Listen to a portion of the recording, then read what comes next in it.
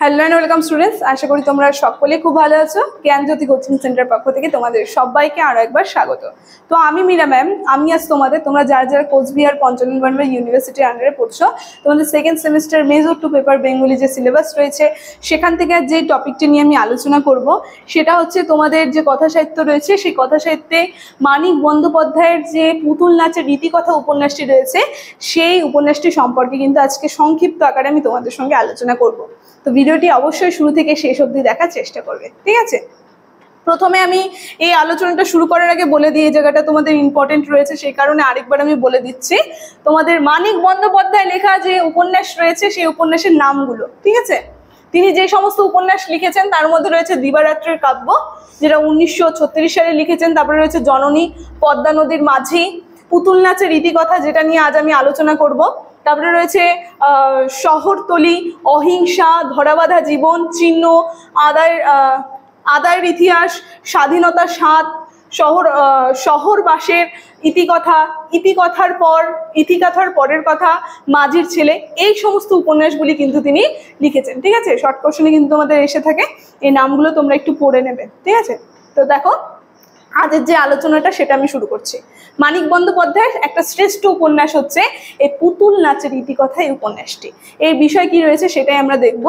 বলা হচ্ছে যে প্রেম, যৌনতা, মৃত্যু, নিয়তি নিয়ে এই আখ্যান কিন্তু গড়ে তোলেন তিনি। এই উপন্যাসটি কিন্তু তিনি গড়ে তুলেছেন এই সমস্ত বিষয় নিয়ে, প্রেম, যৌনতা, মৃত্যু, নিয়তি, এই সমস্ত বিষয় নিয়ে কিন্তু গড়ে তুলেছেন। কি বলছে? মানুষ যেন ঈশ্বরের হাতের পুতুল। আমরা দেখব এই যে এই উপন্যাসটির মধ্যে তিনি যে নামটা প্রদান করেছে পুতুল নাচের রীতিকথা, আমরা দেখতে পারবো মানুষ যেন, তিনি ধারণা দিয়েছেন মানুষ হচ্ছে ঈশ্বরের হাতের পুতুল। কেউ একজন অলক্ষ্যে বসে আছে, তিনি কি খেলছেন সেই পুতুল দিয়ে। তাই বলছে যে এই খেলা হচ্ছে নিয়তির খেলা, আর এই খেলাটাই হচ্ছে নিয়তির খেলা। বলা হচ্ছে এই খেলা থেকে মানুষের মুক্তি নেই, কি এই খেলা থেকে কেউ হুট করে মুক্তি পেতে পারবে না, এই খেলাটার থেকে মানুষের কি মুক্তি নেই। তাই বলছে যে কুসুম, শশীরাও এই বৃত্তে আবৃত, এই বৃত্তের কিন্তু আবৃত। বলা হচ্ছে যে ব্যক্তির নিসঙ্গতা আছে, ট্র্যাজেডির নায়ক হয়ে যায় তাই শশী। আমরা দেখব এই যে কুসুম, শশী, এগুলো রয়েছে এই পুতুল নাচের রীতিকথা যে এই উপন্যাসটির মধ্যে, কিন্তু এগুলো বিখ্যাত মানে মূল চরিত্রগুলি রয়েছে কুসুম আর শশী। তো তারাও আমরা দেখবো এটা একটা হচ্ছে ট্র্যাজেডি, আমরা দেখতে পারবো এর মধ্যে ট্র্যাজেডি মূলক যে চরিত্রটা, নায়কটা, সেটা হচ্ছে শশী।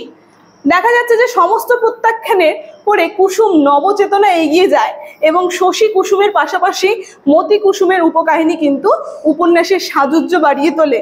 আছে যৌনতা নিয়ে দৃষ্টিভঙ্গি, মানে এই যে যৌনতা, এই যে শশীকে যে প্রত্যাখ্যান করে, ঠিক আছে, কুসুম শশীকে যে প্রত্যাখ্যান করে দেয়, তারপরে যে যৌনতা যে রয়েছে সেই যৌনতার দৃষ্টিভঙ্গি কিন্তু আমরা এই উপন্যাসের মধ্যে লক্ষ্য করতে পারবো। না কি বলছে যে কুসুমের চেয়ে শশীকে, কুসুম চেয়েছিল শশীকে, আমরা দেখবো এই যে কুসুম আর শশী যে চরিত্রটা রয়েছে এর মধ্যে কুসুম কিন্তু শশীকে চেয়েছিল। শশীর প্রত্যাখ্যান সে নিজেই পথ করে নিয়েছে, শশী প্রত্যাখ্যান করেছে, তাই কি করেছে কুসুম কি নিজের একটা পথ গড়ে তুলে নিয়েছে। কি বলেছে? শশীর প্রতি কুসুম তাই ব্যঙ্গ করে বলে যে লাল টকটকে করে তাতালো লোহা ফেলে রাখলে তাও কি আস্তে আস্তে ঠান্ডা হয়ে যায়। মানে এই যে এত গভীর প্রেম ছিল, সেই প্রেমকে যে ভুলে গেছে, প্রত্যাখ্যান করাতে সে যে নিজের একটা জীবন গড়ে তুলে নিয়েছে, তাই তার প্রতি ব্যঙ্গ করে কিন্তু বলেছে। আমরা দেখবো শশীর প্রতি কুসুম তাই বলেছে ব্যঙ্গ করে যে কি লাল টকটকে একটা লোহা, সেটাও কিন্তু ধীরে ধীরে কিন্তু ঠান্ডা হয়ে যায়। তাই কিন্তু বলছে সেই প্রেম আজ কোথায় গেল। তাই বলছে যে কুসুম কি বেঁচে আছে নাকি সে মরে গেছে তার শশীকে ছাড়া। বলছে 1940-এর আগে পর্যন্ত মানিক বন্দ্যোপাধ্যায়ের উপন্যাস এক বিশেষ প্রকরণ দেখা যায়, কিন্তু এরপর মানিক বন্দ্যোপাধ্যায় মার্ক্সবাদের দ্বারাই কিন্তু দীক্ষিত শ্রেণী চেতনার জাগরণে কিন্তু তিনি কলম ব্যবহার করেছেন। মানে আমরা দেখবো এই যে 1940 সালের আগে অবধি মানিক বন্দ্যোপাধ্যায় যে উপন্যাসগুলি লিখেছেন, এই যে পুতুল নাচের রীতিকথা, যেখানে প্রেম, যৌনতা, হ্যাঁ, এই সমস্ত বিষয় নিয়ে লিখেছেন, তারপরে কিন্তু 1940 সালের পরে তিনি মার্ক্সবাদের দ্বারা দীক্ষিত কিন্তু একটা শ্রেণী চেতনার উন্মেষ ঘটাতে কিন্তু তিনি তার কলমটা ধরেছিলেন, ঠিক আছে? তারপরে লেখনের বিষয়বস্তুগুলো কিন্তু তার একদম পাল্টে গিয়েছিল। তাই বলছে ফলে কি বলেছে, বৃত্তিধারী মানুষ এবং নিম্নবিত্তের অতি সাধারণ মানুষের যে জীবন সংগ্রামের আভাস পাওয়া যায় কিন্তু তার পরবর্তী উপন্যাসগুলিতে।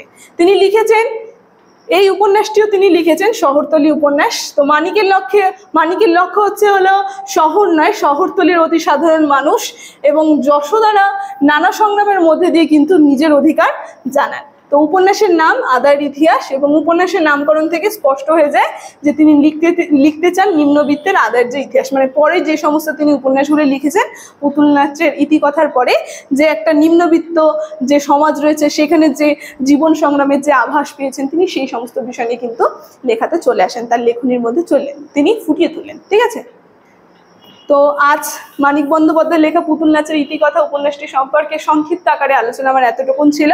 আলোচনাটি আমি এখানে শেষ করছি। তবে শেষ করার আগে তোমাদের সঙ্গে একটা গুরুত্বপূর্ণ ইনফরমেশন আমি জানিয়ে দিয়ে যাই। স্ক্রিনে তোমরা দুটো নাম্বার দেখতে পাচ্ছ, এই নাম্বার দুটি হচ্ছে আমাদের Gyanjyoti coaching centre official helpline number.